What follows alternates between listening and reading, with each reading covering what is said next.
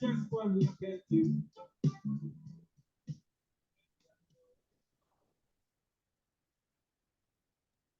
Hello, everyone, and welcome to session 1 of our 3-part series, Accelerating Student Learning, Navigating Toward True Co-Teaching Practices. My name is Janelle Mercado, and I am the project coordinator for Supporting Inclusive Practices out of El Dorado County Office of Education. And on behalf of our executive director, Kristen Brooks, who we are lucky to have here with us today, and Kevin Schaefer, our director, and our team. Thank you, team, for being here today. We would like to thank all of you so much for taking your afternoon to spend time with us to talk about how to accelerate our co-teaching practices. The Supporting Inclusive Practices project is a technical assistance project, and we're funded by the California Department of Education out of Riverside and El Dorado County Offices of Education. So we offer statewide technical support to educational communities in their pursuit of designing more equitable and inclusive schools. We aim to dismantle ableist systems to ensure that all families, especially those from traditionally marginalized groups, are seen, heard, centered, and feel that they belong.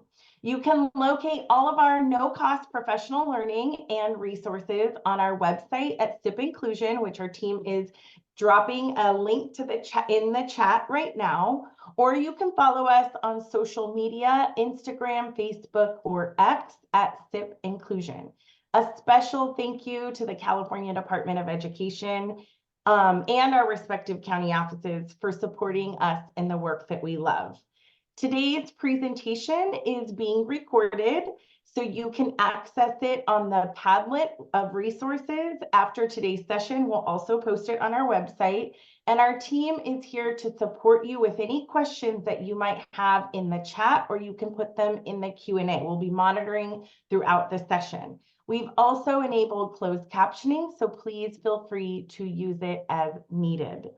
With that, I don't want to take any more time because we all are actually really here to learn from and alongside Dr. Marilyn Friend. I have a very, very special introduction for her because many years ago, I had the privilege and opportunity of learning directly from Dr. Friend and has continued to inspire all of the work that I have done. She's also a close friend of the Supporting Inclusive Practices project, and I want to pass it over to her because she really needs very little introduction. It's the reason we're all here today.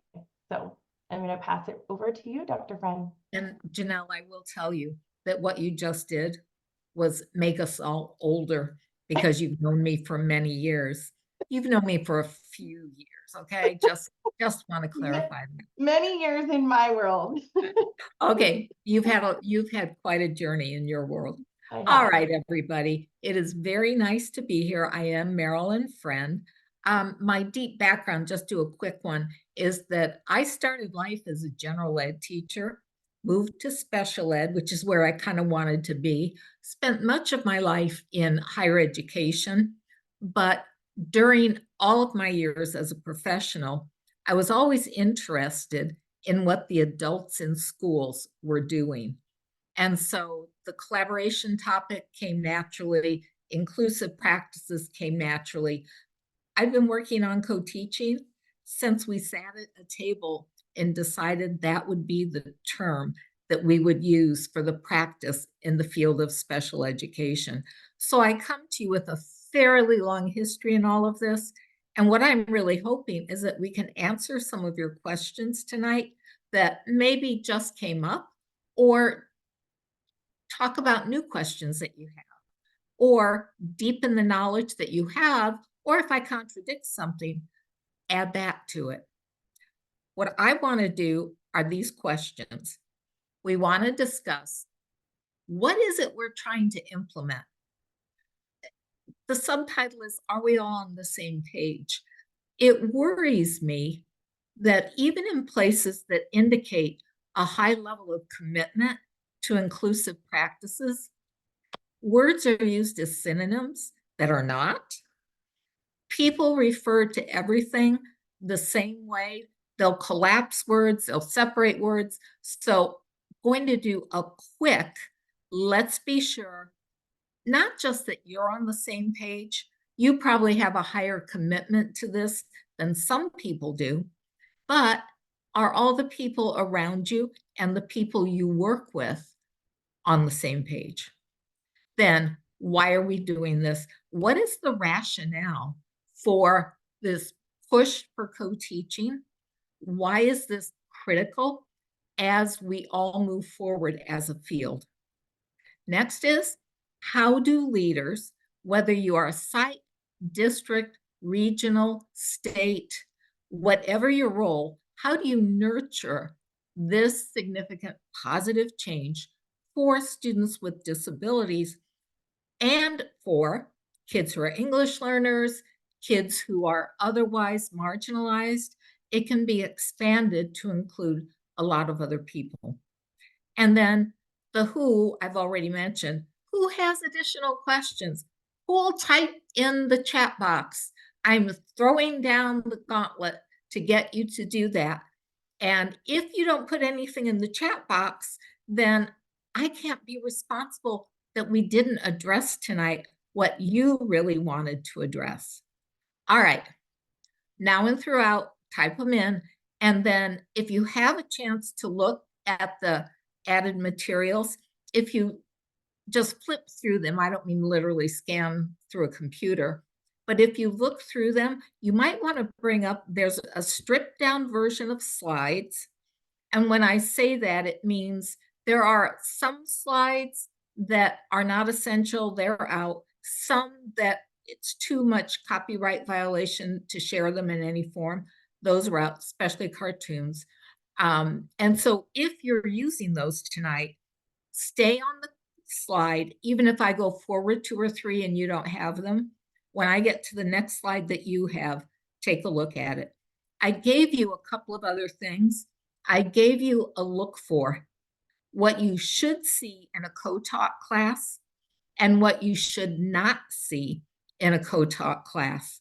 And I figured that would give you a little reading to do as you're trying to take everything in and later on. And the last thing is something that I give you with permission.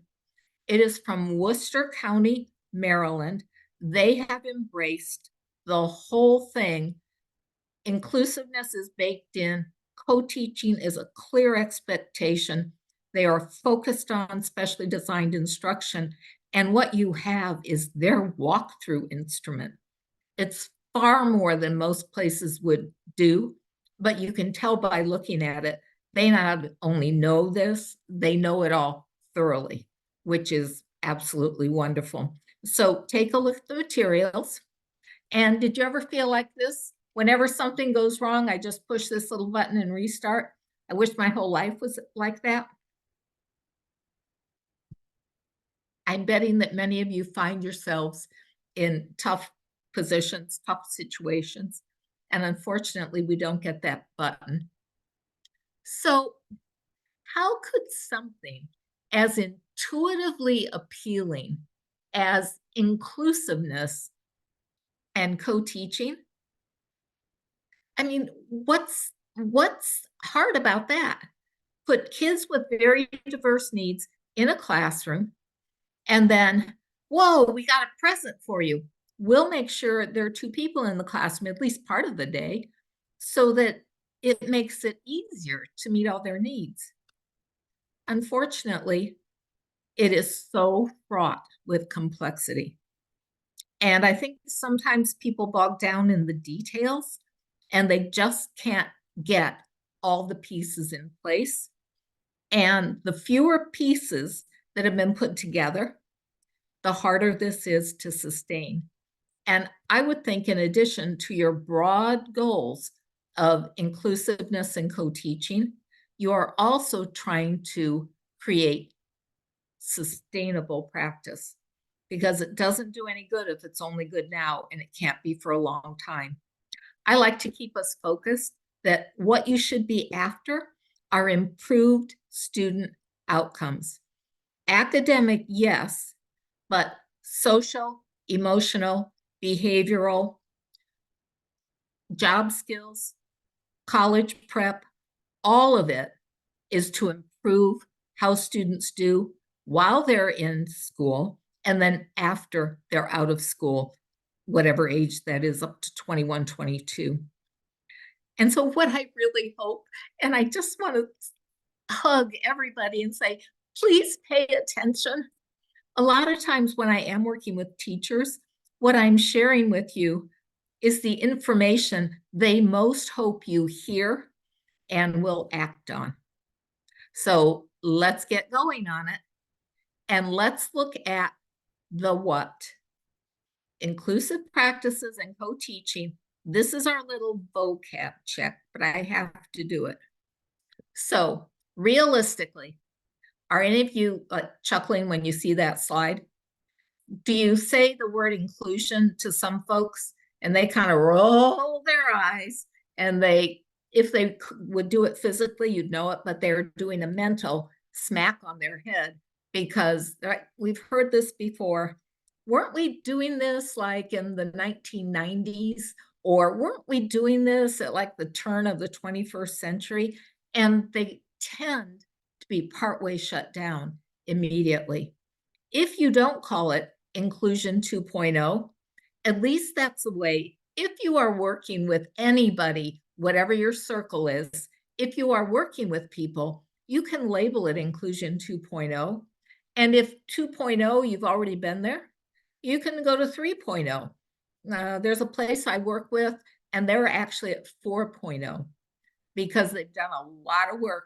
They have a lot of people who remember it, and we just have to go back and tweak it every few years. All right, so let's move along here. Just talking about inclusiveness for a minute. What I would say is most important for you as individuals, and I know many of you do this, but also everybody in your circle of influence. Who are the people that you can either set an expectation for, or you can strongly guide them to the notion that inclusiveness is a belief system. Most importantly, inclusiveness is not something that you do. You know, I hear people will kind of jokingly say, oh yeah, we do inclusion. Please do lunch, don't do inclusion. It doesn't make any sense. And when people say that, they often think of it as an adjective. So they'll say, oh yeah, we do that. We have inclusion classes. Oh my word. Where you're headed is that inclusion is a belief system. It is not something you do. It is something you deeply believe that affects every action you take in whatever system you are associated with. So there's a version of it at CDE level. There's a version of it for the SIP folks. There's a version of it for school districts and for site administrators. This is for everyone to think about and really critically analyze. Where are you? You may be great. Where are all the people you interact with on a regular basis? So when I say inclusion, I'm talking about the belief and understanding that diversity comes with us, is part of human nature. And as I'm saying that, I'm thinking about the book Being Human, which was written by Judy Human, the disability advocate who just passed away not very long ago. And her book is Being Human, and it's about being an activist. And so I just want to say inclusiveness is about being human. It was her last name, but for us, it needs to be just the way we are. It has identifiable parts. If we want this to be our belief system in our school, you know, you have to have physical integration and environmental, that all goes together. This is actually fairly easy. You know, it could be starting next year, these kids who have IEPs, These kids who are learning English will be in general ed classrooms. And that's the end of the conversation.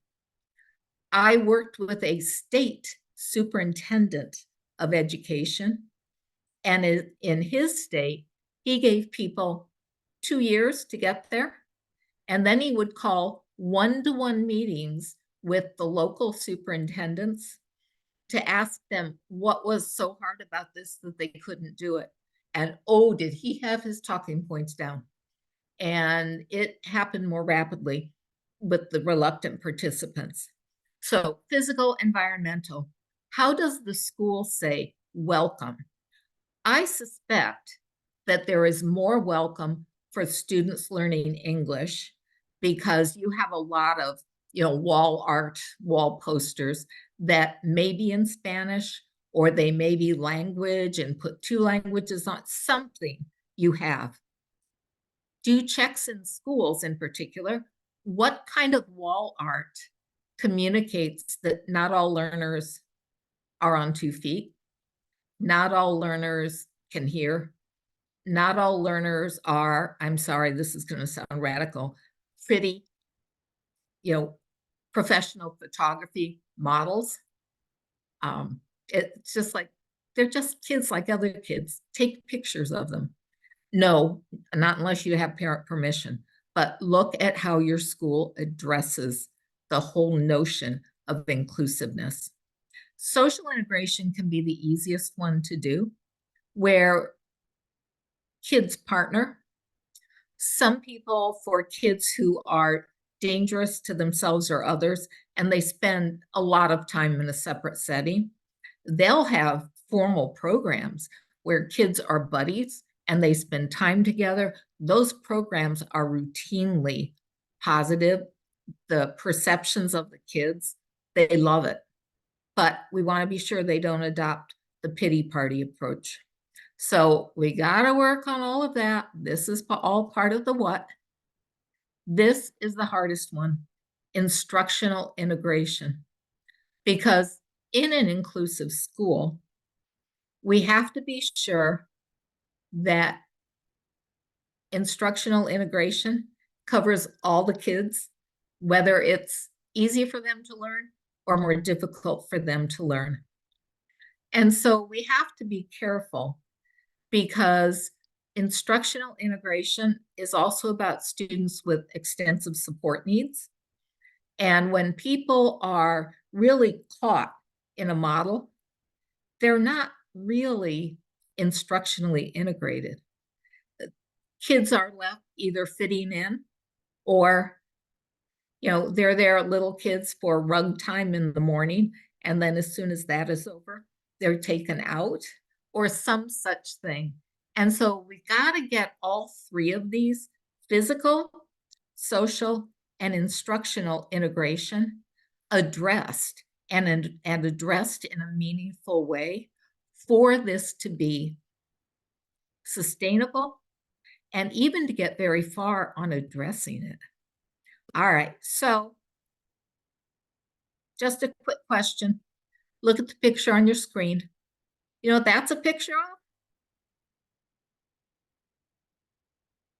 Answer in your head. If you want to type it in the chat box, feel free.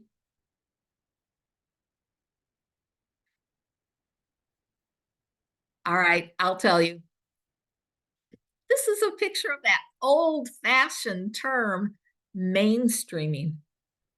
And frankly, that term should be retired completely if it hasn't been, because mainstreaming, the model was just like the dog on the end. I'm sure you can see the dog, especially me pointing it out. If you weren't paying a huge amount of attention to the picture, you might have missed that. The dog fits with the cats because the dog doesn't make anybody anxious.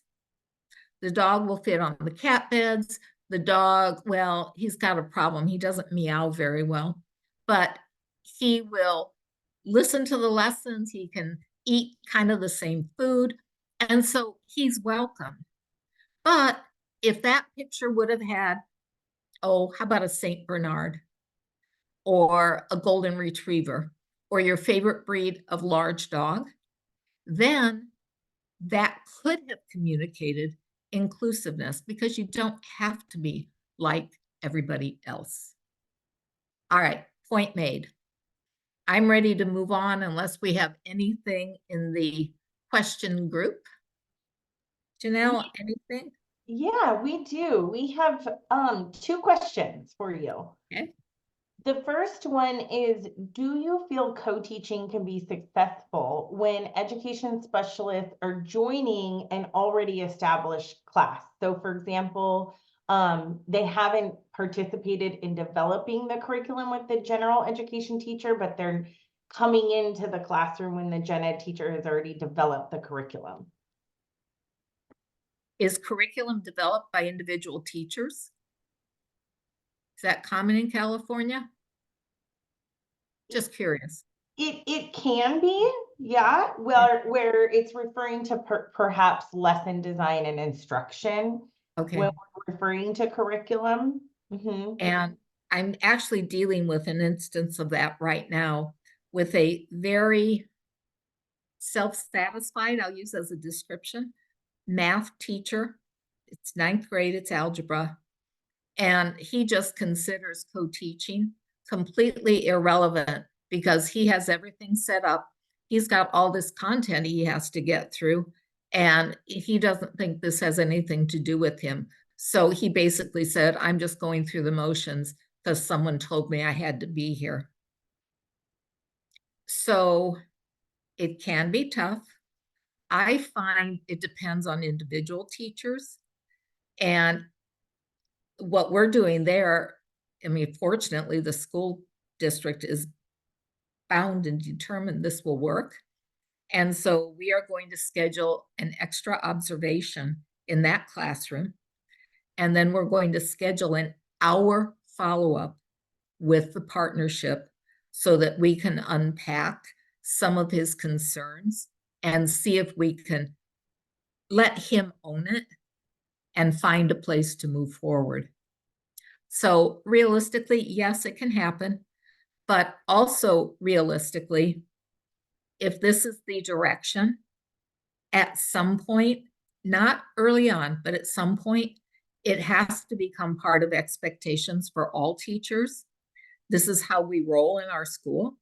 And it also has to become part of teacher evaluation. Nothing changes in whatever evaluation scale you use, but working with diverse learners must include students with disabilities, and leadership must show skill in blending the general curriculum with the specialized curriculum and blending it in a way that education is more accessible to students. So there are ways to kind of push it when you're in a district level or a site level. Is it tough? Completely. It is. I saw two co-teachers get let go. They were both were in their final probationary year. Both were excellent teachers separately, but together they were doing like old-fashioned pea shooting at each other. Well, I'm sure Mrs. Jones believes this. However, let me explain to you the way it really is. And the teachers didn't like each other. The parents loved each one. Both were let go because, by the way, it was a first-year principal who did this and took the heat for it. She said, they can't get along now. What are they going to do once they have permanent contracts? I can't take that risk. Otherwise, we'll spend the whole evening on how people deal with this problem. You said there's a second question? There is. So how would it be recommended that an established general education class evolve? So going from into a co-taught class, do you have some recommendations on that? Well, I'll do quick ones. What I would tell you to do is don't wait to start co-teaching. It begins the first day of school, and there are no excuses. There is no, oh, we have to deal with schedule problems. Oh, we have to do this, we have to do that. If you are assigned to work in a general ed classroom, this is mostly the special ed teachers, you show up. You may have an adjusted schedule that day, I get it. But if you don't show up for the first week, class culture is already created and you are not part of it. The second thing I would tell you to do is to start, challenge the teachers at least once, I'd like it a week, try once during the first 2 weeks of school, that they will try a high yield co-teaching approach. We'll talk more about that next time. Offer to come in and help. That's something you can do. And then if they don't do it, then it's time for some very direct coaching. This was an expectation to get everything rolling. What happened? And, you know, if you hear excuses, you'll need to be able to deal with that resistance and keep the expectation. That's how I would start it. And if it's only once every 2 weeks, I'll take that as a starting point. How about this? Even if it's just for instruction that is review, you know, this is how we're going to spend this class period or this block of time. So just do it during that, because then the gen ed teacher has done the content instruction and we'll work on that gradually. Because at some point we'll say to the gen ed teacher, now look at this lesson coming up. What could be done in stations in addition to reviews? And if you get the nothing, it's like, well, now we're doing a deeper dive. Let's identify at least one thing. And you walk them through that process. That's how I would deal with it. Good enough, Janelle? Great. We did have one more question come in. Do you want me to hold it? Yeah, that's okay. Let's do it. And then I've got to move on. So, do you have, so in many cases, folks do not have enough co-teachers to go around with all the grade levels and subjects. Any creative suggestions on how to leverage the resources you do have in the master schedule? And you know what? I will try to talk about that when we hit scheduling tonight. And if we never get to scheduling, Janelle will send me that question in an email so that I'm sure I'd bake it in first thing the next time. Perfect. But we'll talk about that with scheduling.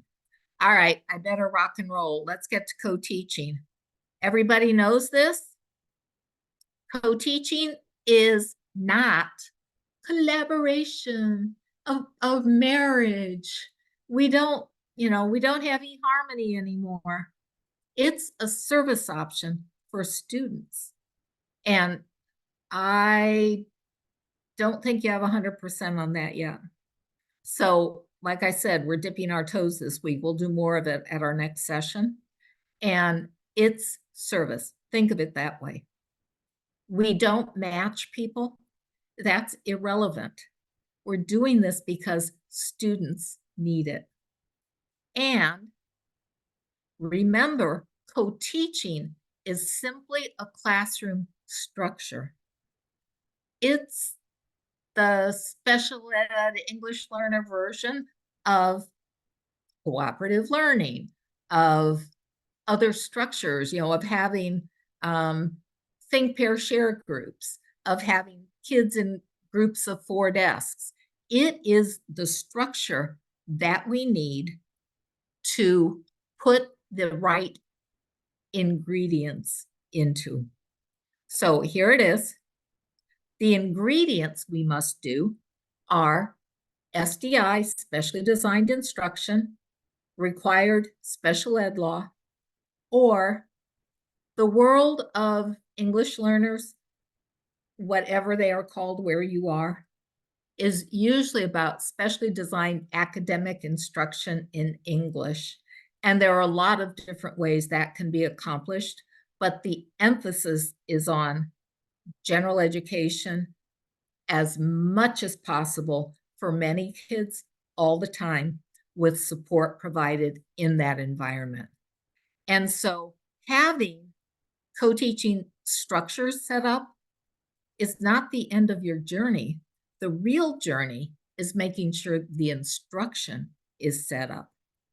That's another heavy load. It's a heavy lift to get everyone to understand that. Okay.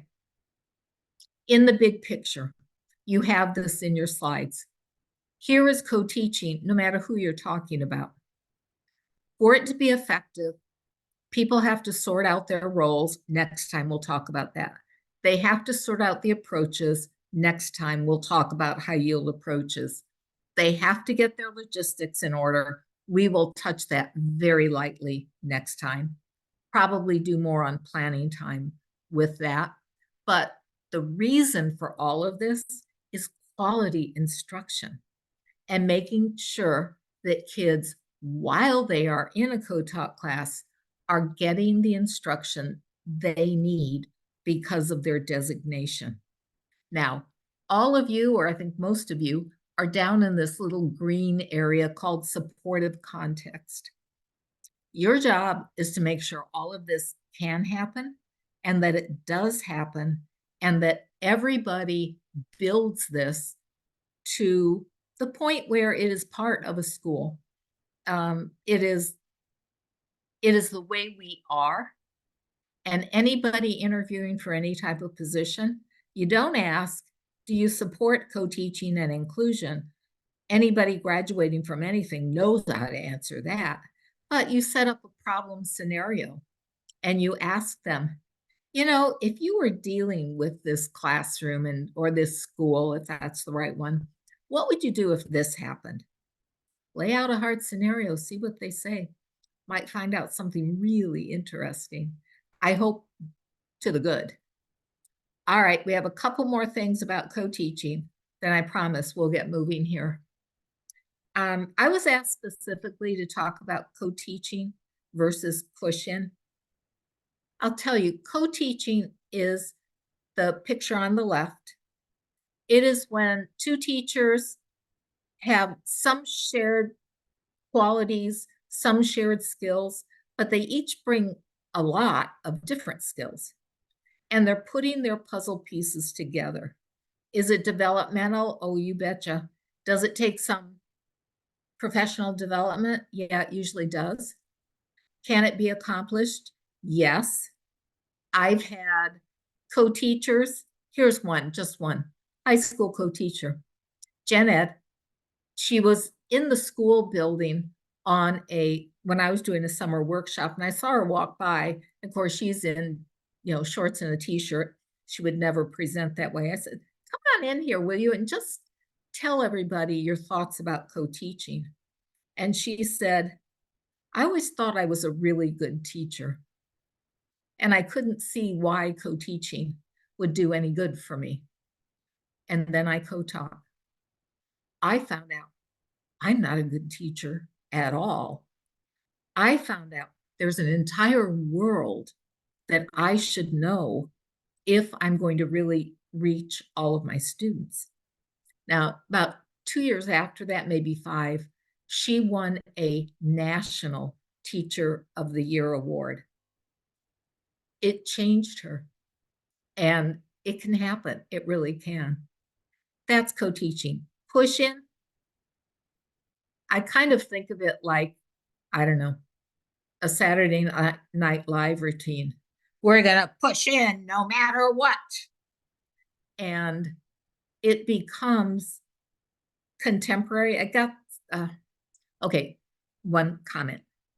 This concept started with Floyd Hudson.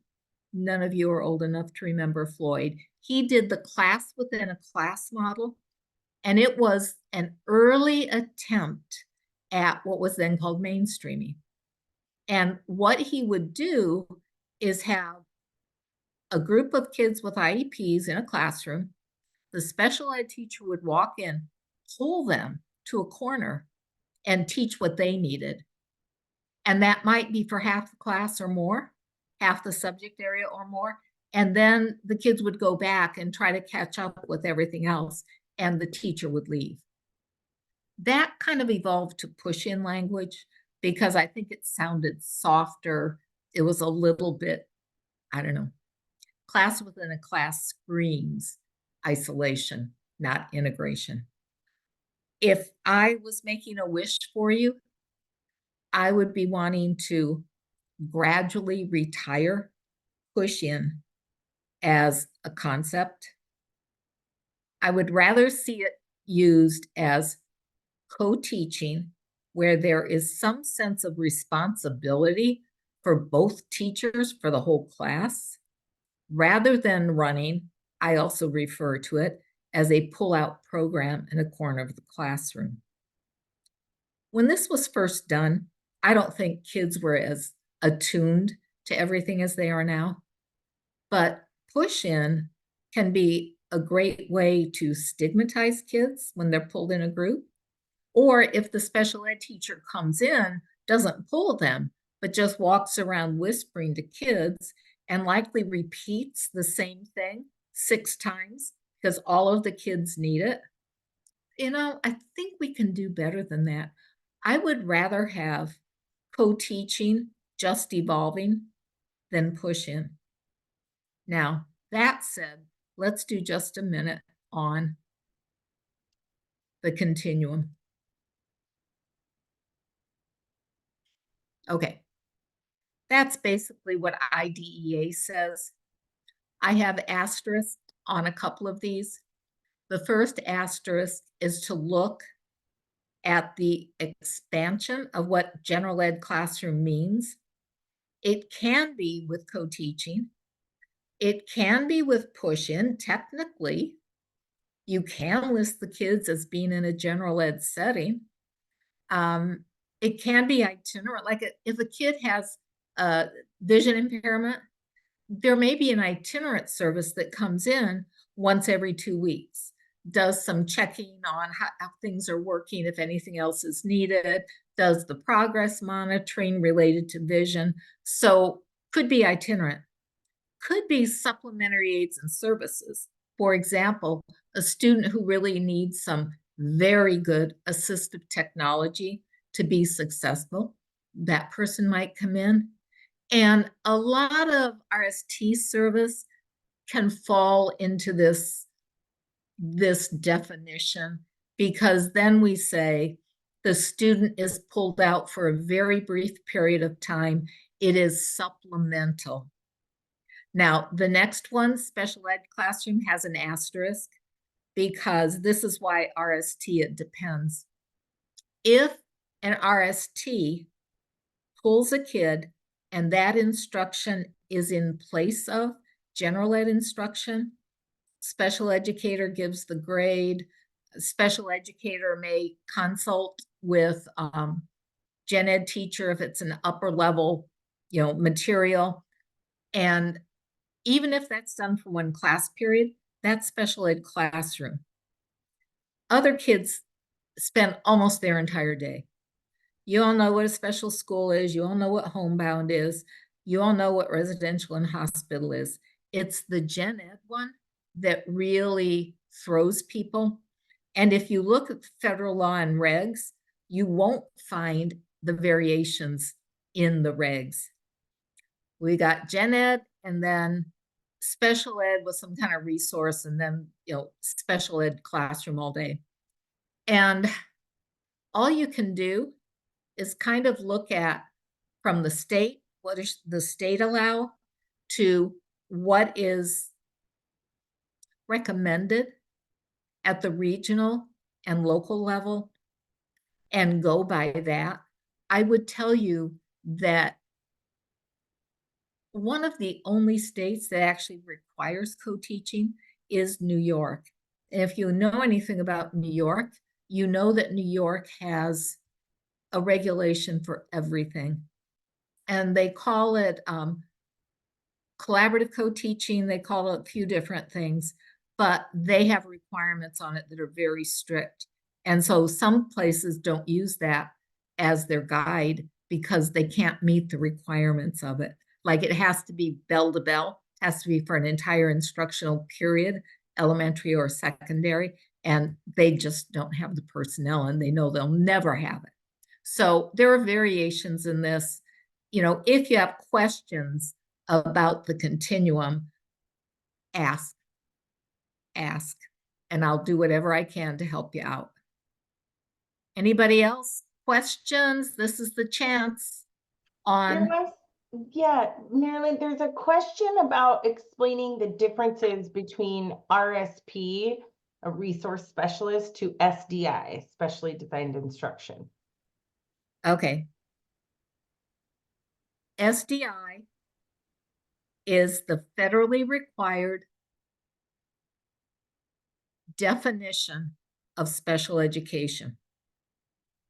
In other words, when you look at federal law and regs, it says special education is specially designed instruction. Unless your state explicitly includes general ed teachers as delivering specially designed instruction, if you're laughing, don't. It's happened in at least 3 states that I know of. Then gen ed teachers are responsible for it too. And so SDI is what is required in law. Resource specialist services, that usually is SDI. It is California's name for what other places might call a resource room, where it tends to be supplemental, but usually that is intended to address students' needs. You know, what can they have to overcome, work around disability? And so resource specialists are deliverers of SDI. SDI is a requirement of all special educators, even if they're in a totally separate program. I hope that's responsive. Yeah, spot on. Okay. Thank you. All right, let's move on. So far, we've talked about how do you get everybody on the same page. It's critical that you do it. And you want to be sure that you have specific steps in mind. You know, I'm going to give you a few suggestions at the end, but I hope you are jotting a few notes. What do we need to do to be sure everyone is on the same page? Not just us, although self-reflection is welcomed on this, but what about getting everybody else? All right, got to move on to why. Yes, the why. Here's why there's so much urgency in inclusive practices and co-teaching. You know, aren't there enough problems in the world already? It's like, yeah, but this really must be addressed. Here's the why. First one I'm going to talk about is legislation and policy decisions. Then we'll do the other two. So let's talk for just a minute about legislation and policy. All right. Everybody knows the ever so popular least restrictive environment. You know, it changed a long time ago, coming up on 25 years, from it's nice if you can get kids in general ed whenever possible, to students must be in general ed unless there is a compelling reason for a different placement.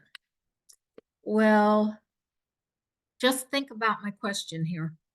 How many of you have either seen an IEP written this way, been at a meeting where this is proposed, and the reason for services in a separate setting is that the curriculum moves too fast or the student is too far behind?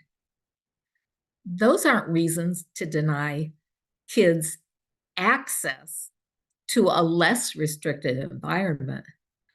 I'm not a radical. There's a handful of kids where they need something that is not general education, but it's not all that many students. And being behind is not a justification. That relates to the second one. We're after curriculum access. You know, it started with No Child Left Behind, and then ESSA refined it that all kids must have curriculum access. And the whole reason we do this is so that they have improved outcomes. And while, yeah, we focus mostly on academic outcomes, what we're really looking at is the outcomes that enable them to lead full, successful, productive adult lives. That means sometimes our emphasis is on aligned curriculum, and you either probably have a state version of an aligned curriculum or district or regional versions, so that kids who are in alternative assessment, they have the option to also achieve the same goals of productive adult life. So a lot there. That's the big policy piece, and it's the one that we have to spend some time thinking about. One quick thing that I know some of you have this at your fingertips, but I would encourage everybody, no matter who you are, what your leadership is, to look at the percent of kids in general education, 80% or more of the day. And state probably has this easily because they gather the data. Regional areas, you probably have the data, but even better is when it is done by district and by site, so that people are really looking at where kids are sitting. And if you're looking at district data, you really need to disaggregate that to elementary, middle, high school, and transition, because sometimes it's masked. And so you may see a better number, and it may be because elementary is doing a great job, secondary, not so much. That's the number to look at. Then also look at what the related policy and guidance documents for you tell you about this, and also check court cases and read a few of them. Read just the summary of Andrew F. It's 5, 6, 7 years old now, but you can find really good summaries, and those give you information to share. It's further data that help you move this forward. And above all, remember that more than 8 out of 10 kids with disabilities do not have any intellectual disability. You can do that by the categories. You can add the numbers up really easily. They can achieve success in general education in the standard curriculum. The other 2 of 10, so we get to 10 of 10, they can achieve success, some at the same grade level standards, some kids at the aligned standards, and we get them to the highest entry point and the level of mastery that's appropriate for them. So this has to start from a big conversation about kids.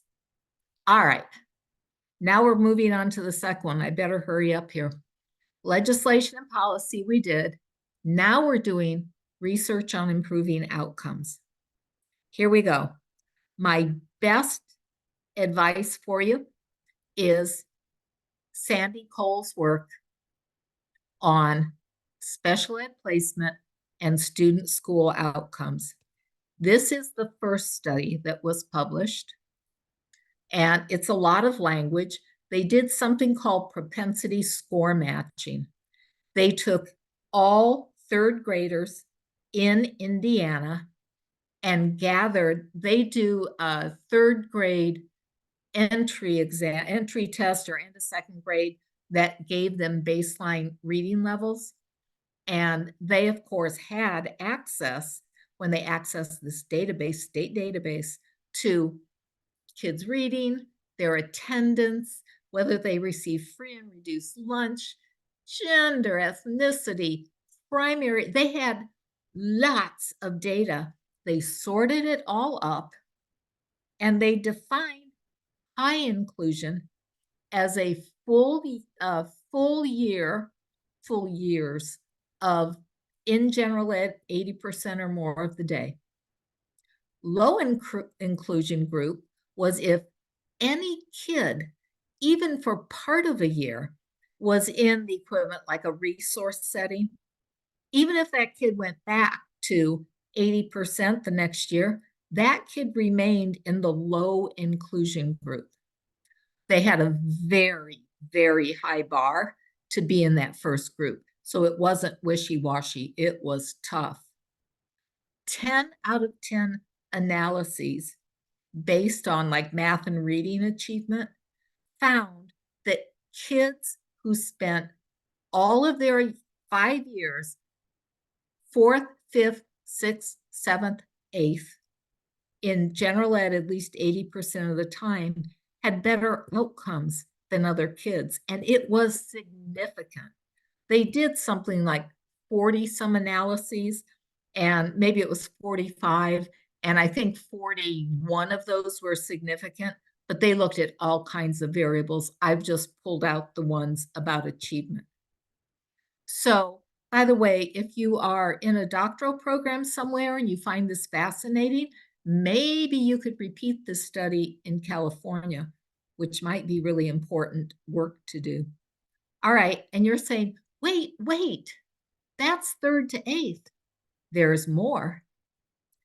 Then this same research team went on to look at what happens when kids get to high school. So they did the same score matching of every kid when they were in 8th grade going into 9th grade. They did the same definition all the way through graduation, and they found, quote unquote, high inclusion profoundly, really significantly gave them higher achievement, reading and math, higher graduation rate, better preparation for whatever post-secondary options they were headed toward. I don't know. I've known Sandy for a very long time before she had these studies published. And now when she presents, she begins every time she talks with all means all. Because they had kids with very significant disabilities. They were included. And of course, they were often in the low inclusion groups, unfortunately.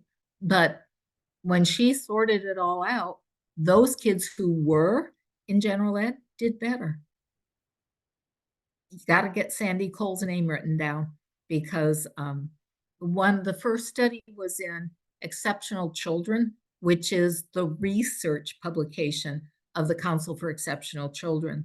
This study was published in the Journal of Special Education, which is kind of the special ed gold bar publication for research. So they're very, very impressive. Now, you're thinking, yeah, Marilyn, what about co-teaching research? Well, it's still based on perceptions, a lot of it. It doesn't, the What Works Clearinghouse, that's kind of the standard that everybody looks for, the double-blind studies, and, it's very, very strict research approach. There are no studies. Too many moving parts in co-teaching, because the teacher variables change, how subject matter is taught changes. You have changes if you go across schools. You have problems with district, the way a district works, or if within one district, different ways site administrators, encourage. You have fidelity is a huge problem, because I don't think I've seen a study that actually directly addressed fidelity. And so when you read anything that's co-teaching research, you don't really know what you're reading, because you don't know if they did anything that looked like making sure it was the kind of co-teaching we'll talk about next time. Qualitative studies have not solved the problem because they end up being single case studies. And so there are not enough data to really have them, quote unquote, count. Good on that? One more why all the buzz? Did that. Now we're at the philosophical trend. You know, in the US, we have, of course, the Office for Civil Rights. And what we know is that many parents, if they are unhappy, they skip IDEA complaint process and they go right to the Office of Civil Rights because it usually can sidestep some of the other procedures that IDEA requires. And so we know that. But you should know that this is something that is lifelong in the US. 1 out of 4 adults at some point in their lives will be labeled disabled. And that's why we have the Americans with Disabilities Act. So it's big. This has to be part of what kids learn about and learn respect and understand that diversity, along with all the other kinds of diversity they should know and respect. But you have to realize there is a document called the UN Convention on the Rights of People with Disabilities. It is a worldwide document that many countries are also signing on to. We're smug.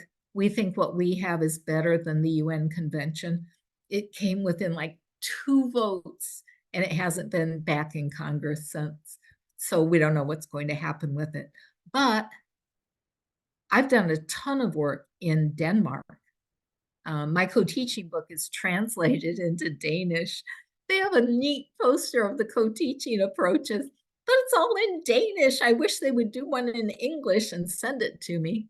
And so, and it's not just there. There are lots of places that are working on this. And, you know, we shouldn't be the ones that are an anchor on it. All right, we got to get some of the how done. We'll see how that goes.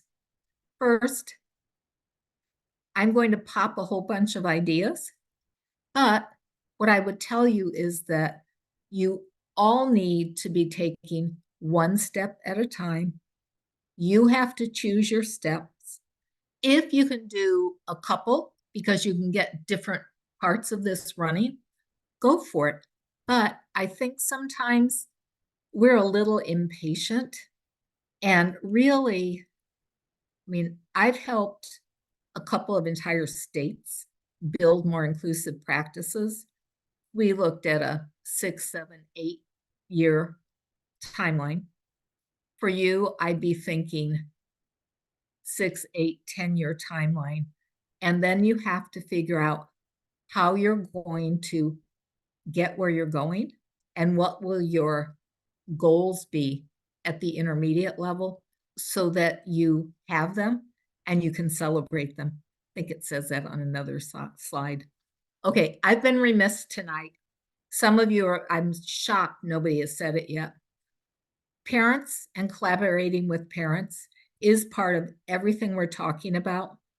I decided that I couldn't go too far down that road because otherwise we would just do parents tonight, because the conversation should be, how do we ensure parents are not just informed of each of these steps, but that they are constructive partners in the work that we do. I'll leave it at that for tonight. All right, a couple of little things about vocabulary. I did some of it, but anybody know what both of those acronyms are? Okay, in schools and in educational environments, we're talking about person first language, and that is our fallback. We don't say, yeah, we've got 3 autistic kids. Ooh, ouch. Person first. Tom is a student with autism. But now we have something new to think about, identity first language. The deaf community's been doing this for a long time. Many, especially high school deaf students, don't want you to call them a student with a hearing impairment. They want to be called a deaf student because deaf is culture. The autism community is kind of evolving to that. I'm not with autism. I am autistic. Therefore, identify me as an autistic person.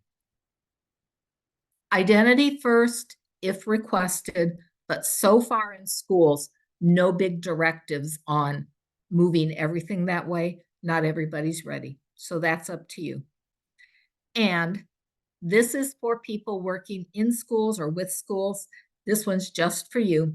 The more in a school you use the word inclusion, the less likely the school is inclusive. Because we see things like the inclusion class. Ouch, ouch, cringeworthy. My favorite is, oh yeah, we have inclusion students. If your whole school is inclusive, that means every student in your school is an inclusion student. It's watch if you're dealing at the site level, listen for how people talk. That'll tell you a lot about the work you have to do. Okay, so that's the little ones. The next piece we have to get into our vernacular, into our professional development, into hard conversations with teachers and other frontline implementers to really talk about kids and their abilities and kids who achieve far more than we expect they can when they have access to the curriculum. One more quick data point from me. There is a high school district I've worked with, and they have co-taught algebra, so it's co-teaching data. And they decided that they would look at co-taught algebra classes compared to solo taught algebra classes. They have 4 high schools, and they gathered all their data. And what they found was that on their high stakes algebra test, kids who were in co-taught classes, both those with disabilities and those who do not have a label, all the kids scored average of 20 percentage points higher than kids in a solo taught class. Woo, hard to argue. They had one happy superintendent. And by the way, the superintendent in that district, we do a lot of PD in their central office. They have a dedicated PD room. And he often comes and spends the afternoon so he can hear what's being said, listen to what the teachers say. Can you tell there's a way this happens and it sticks? They're completely baked in. Another superintendent who we would meet with, all the administrators, obviously smaller than a lot of your districts. And the superintendent always joined us. And he would look around the room and he'd say, excuse me just a minute. And while we were going over our agenda, we could overhear him in his office talking to, sorry, it's not for everybody, but in this district it was, the high school principal who couldn't make time to come to something like a meeting about inclusive practices. And he, like some poor administrative assistant, would answer the phone and he'd say, I don't really care what she is doing. I need her on the phone now. And then you could hear his conversation. What is it that you are doing that's so important? More important than being at the meeting that is happening right now. Woo! He fixed that problem. That's how these things happen. All right. Relentlessly high expectation. And another thing you've got to get put in place is making sure that services are being based on needs rather than labels or schedules. For example, some places, if a student has a learning disability, that student is then scheduled into one resource period a day and all the rest general classes, possibly one with co-teaching. But there's like an equation. If you have this, this is what your services look like. And I suspect that's done like out of some sense of fairness, but We can't schedule based on labels. That is so wrong in so many ways. So we also can't do it based on schedules. I love it when a place has block schedule. I don't know if that's still the rage there. Some places, yes, some no. And so each class segment is 90 minutes, maybe 80 minutes.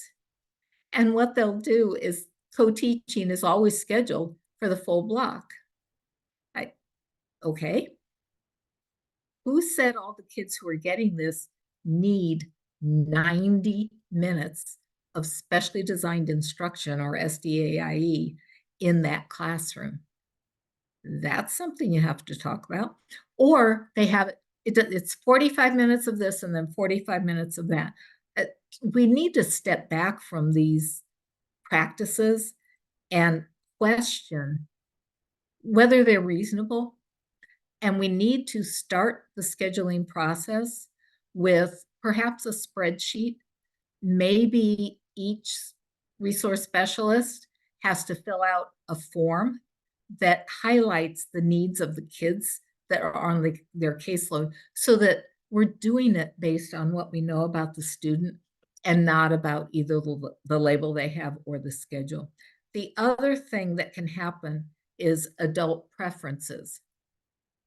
You know, I love it where we have 2 resource specialists do all the co-teaching, and it's a big school, so the other 2 do all pull-out services because that's what they like. It's like, whoa, whoa, whoa, whoa, whoa, whoa, whoa.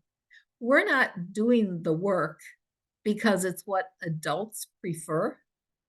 If that goes on where you are, or you run into that sometimes, okay, we'll let that play out for the rest of this school year. And we'll be talking about that topic.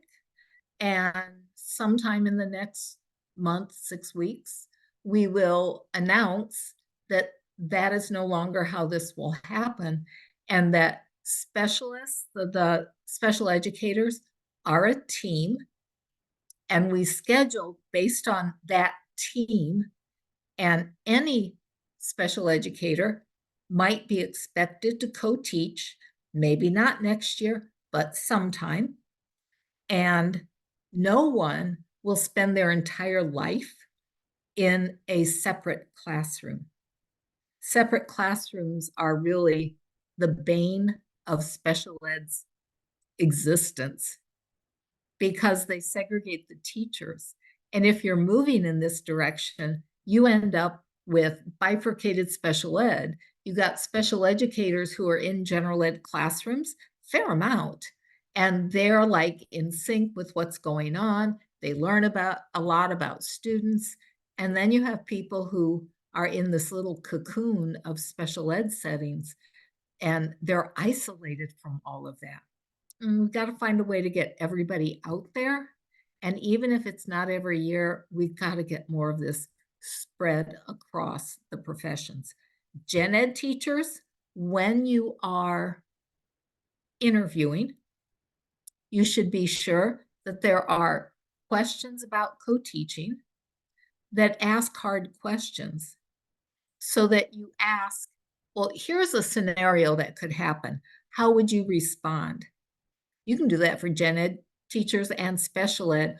Although if you're like most places, if a person has special ed credentialing, if they can come to you and they are basic on, at least they've got good skills, then they're hired. Maybe you don't have that problem, but boy, most of the rest of the country, it is tough. So a lot goes into building this. This is why it takes a number of years. Some of my favorite phone calls from site administrators are those who leave me a message saying, guess what? I had 3 retirements this summer. I'm so happy.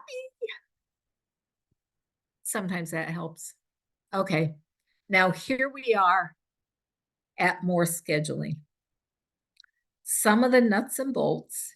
Let me do this, and then let's talk about the question that we had. Co-teaching cannot be a panacea. You saw that it is one point on a complete continuum of services. And there are some kids who have disabilities who don't need co-teaching. Get them in a general ed setting, have a very small amount of resource if that's what they need, or systematic consultation that is documented if you are permitted to do that. That is, it's about sustainability. You can't co-teach everywhere. You talk about personnel and do you have enough people? Well, not if you decide every kid has to be co-taught. Generally speaking, many places will do some kind of mapping. They will group kids with needs that are a little similar. You know, you don't want a kid who really, really struggles and, you know, has lots and lots of needs with 4 other kids who have very minor needs, might be headed toward no co-teaching needed. You don't want to do that because then the special educator will be saying, I have to spend all my time with this one kid, and I'm afraid other kids are not getting any service. You don't want that. So involving a couple of gen ed teachers, a couple of special ed teachers if you can, and thinking about this is always a good move. And do I know it's difficult, especially in a larger school? Yeah, it is, but maybe not as big as LA Unified, but a pretty big school district. Charlotte is usually 9th or 10th in the country in terms of largest school district. And they do this process. They require it across all their schools, or they did at one point. Haven't talked to them in a short time, so they may have decided they don't need it anymore. But they do this. They bring teams in and they do it by regions in the district. So they run it like 6 times and they get people started on scheduling early and correctly. We're doing it on needs. We talked about that. Not all kids or kids learning English need that service. We get them in other things. We cluster students, but we don't track them. I'm guessing some of you know that what happens, the only polite word for it is tracking. We can call it skill groups across subjects or whatever you want, but it's tracking. There are some places that do it as young as 3rd grade. And when kids are tracked, you'll lose any of your momentum for this because you'll end up with kids, so many kids in a co-taught section that the teachers, they may hold it together for a couple years, 3 years, but it's not sustainable. So you got to have some clusters of kids. They can't be spread out like some kind of extreme people say proportionately. You know, it can't have every class, can't have 3 kids, whatever it is. So we cluster them, but we don't track them. If working with students learning English, and by the way, I am not an educator in that field, but I keep up with the work that Honigsfeld and Dove do. And if you're not familiar with them, if you look, they are the loudest advocates, the most present advocates for co-teaching and collaboration in order to serve students who are learning English. So that's their field. They put a lot of things out. Take a look at that.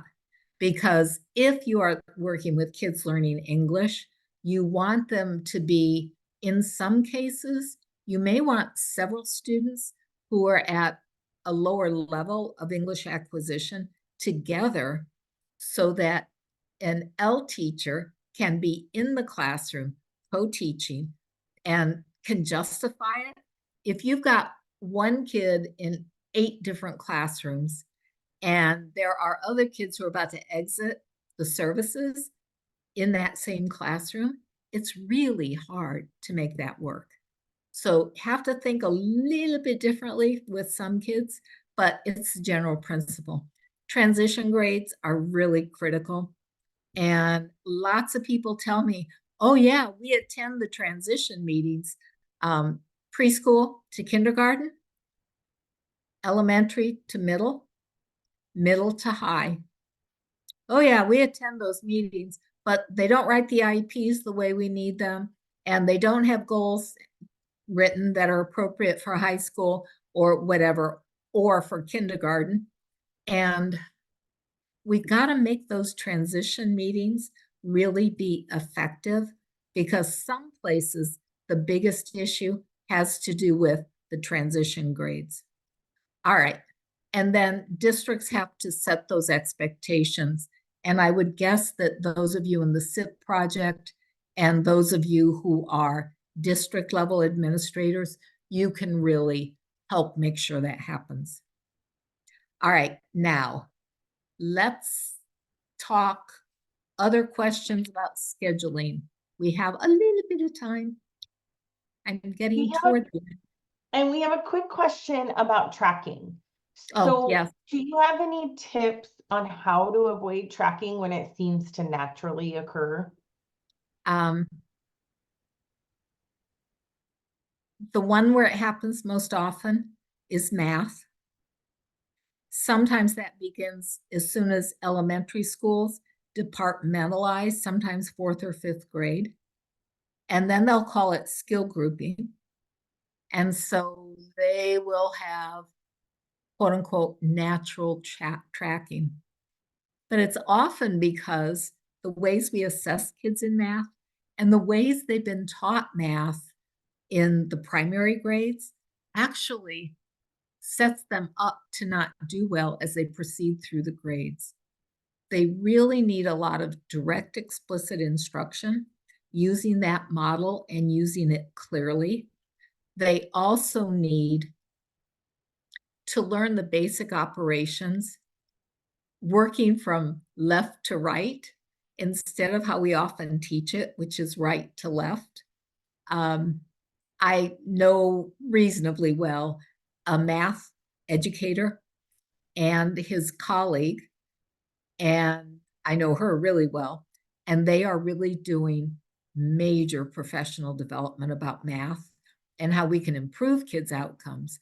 But when you're stuck with that, and there are different levels, look at the class-wide model for, I think it's gifted, because what it says is you don't want a whole bunch of kids who are gifted in one class. You want a cluster of kids, just like you want a cluster of kids who are average and a cluster of kids who are strugglers, so that you get nice mixes. And this is done like across an entire grade level. That's one type of solution. The other thing I would tell you is the reason I say schedule kids with disabilities first is that the ideal is you schedule clusters of the kids.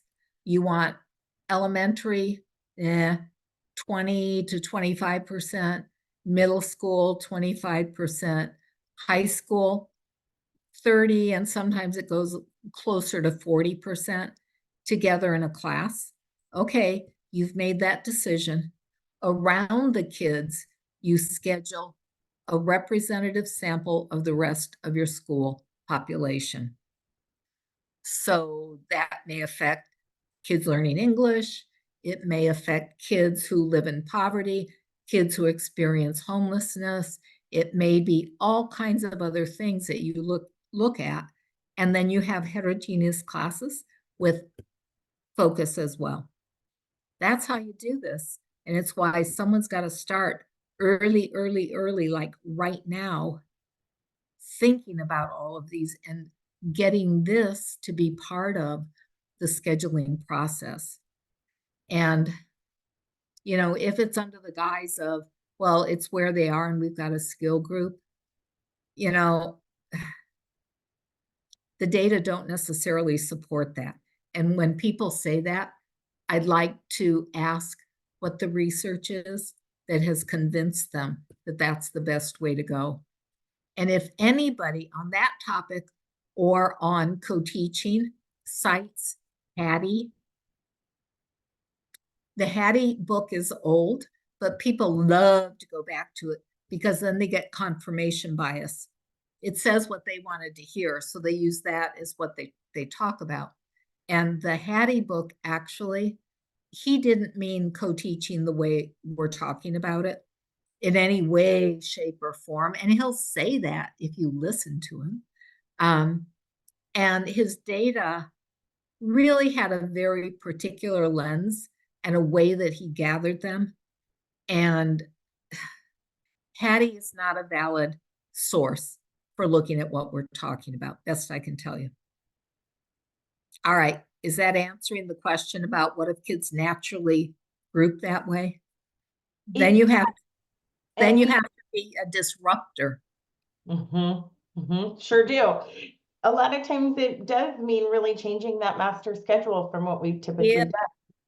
Yep. So another common question we get, and I see in the chat, Dr. Friend, and I know we're close on time, but this is a super common question. So when we're looking at SAI minutes, the way that they're written in the IEP, how does that translate to the specialized instruction or co-taught time if we're providing the SAI to groups of students? Okay. In an effective co-taught class, this will be a repeat next time probably. In an effective co-taught class, the majority of time is spent with students in small groups. Whether it's about equal size small groups, or if it's some students, different times in a corner of the classroom, or the kids are divided in half, whatever it is, kids spend the vast majority of their time in small groups.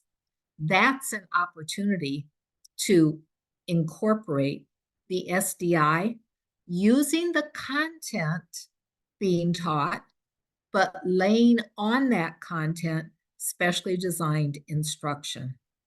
So that quick example, we're teaching I'm just going to say learning strategy for now, acronym-based learning strategy. It has a research base for it. And so it is well documented to use. And one station is addressing that strategy. But the person teaching it, probably special ed at the beginning, has a different activity for the next two groups that come through that station. That's incomplete, but it's showing you how it becomes very possible. The other thing you have to think about is not treating SDI as separate from the general curriculum. If people insist all of our kids legitimately need maybe that learning strategy, what can we do? All right, well, we'll teach it to all the kids probably in one lesson, and we'll be sure it's on some kind of a chart on the wall, and we'll remind them to use it. Well, that doesn't work for kids with disabilities.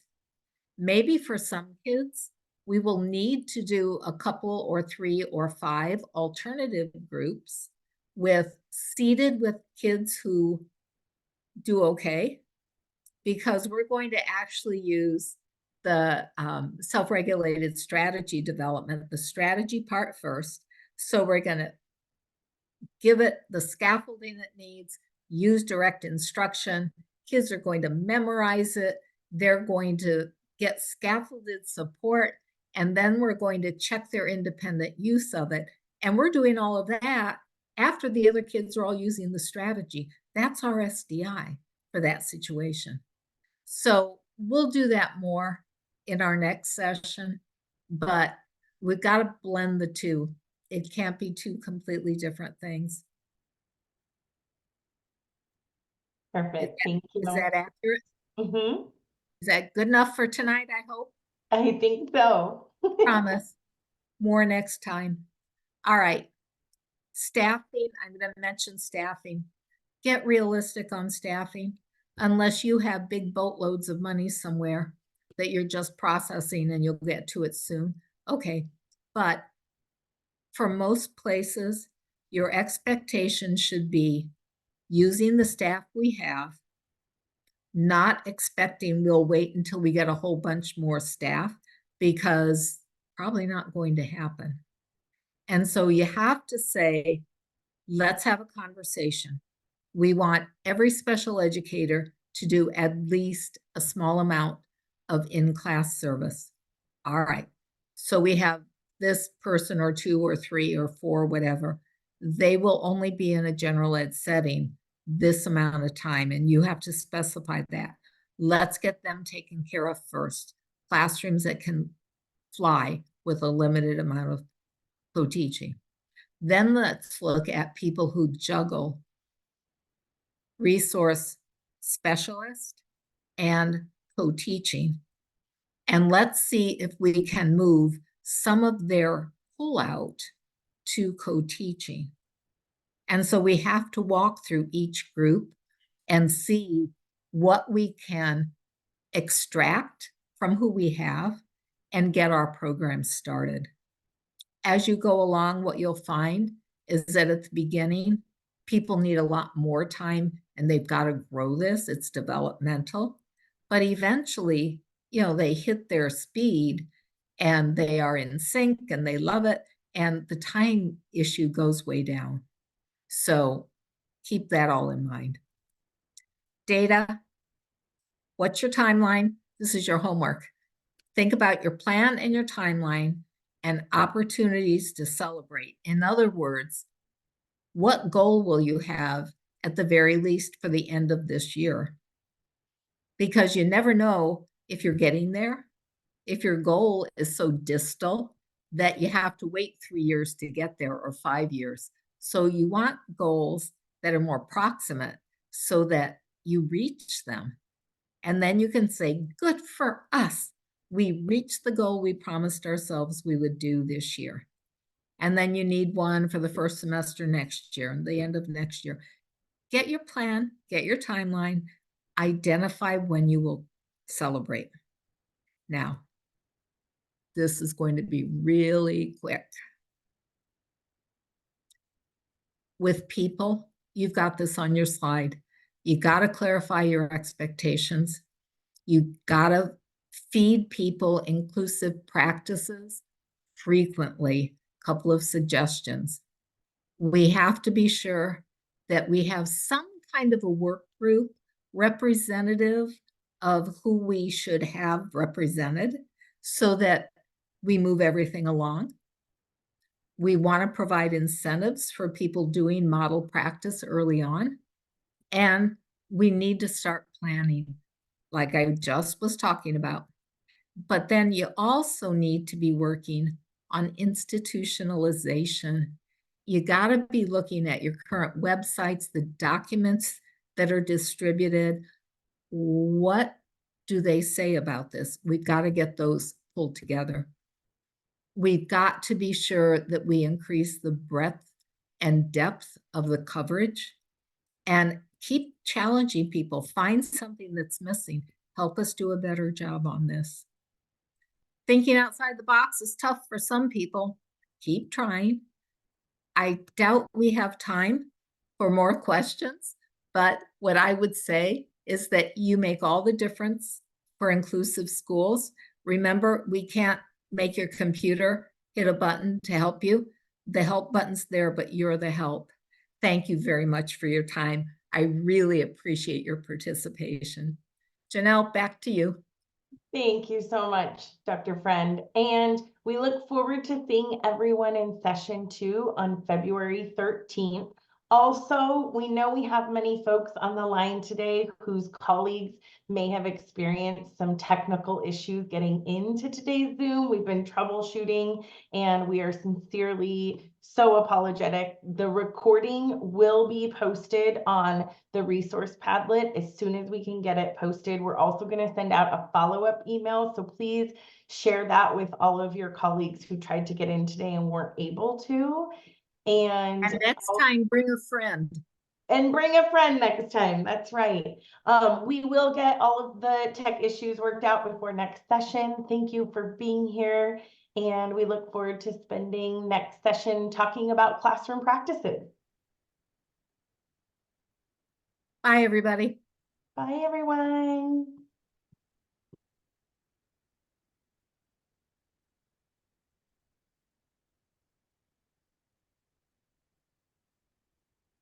We have a lot of thank yous for you in the chat, Dr. Friend.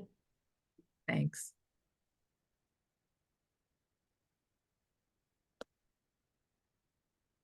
All right. Good night. Are we good? Good night. We're great. Thank you so much.